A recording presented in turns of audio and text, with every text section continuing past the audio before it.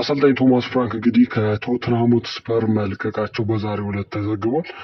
ቶተንሃም ሆትስፐር እንግዲህ በውጤት በማጣት ቀውስ ውስጥ የሚገኝ ቡድን ሲሆን እንግዲህ በ16ኛ በ26 ጨዋታ እንግዲህ 29 ፖይንቶችን ብቻ በመሰብሰብ እንግዲህ ከወራጅ ቀጠና ብዙም ያልተናነሰ ውጤት በማምጣታቸው ምክንያት ነው እንግዲህ ከቶተንሃም ከኃላፊነታቸው የወጡት ማለት ነው። እንግዲህ ቀጣይ ማን ሊሆን ይችላል የሚለው ባይታወቅም እንግዲህ ቶተንሃም ከብዙ ዓመት በፊት ከ3 ከ4 ዓመት በፊት ከለቀቁ ከፖቼቲኖ ውጭ ያሉ አሰልጣኝ እንግዲህ የሆኑት አይደለም።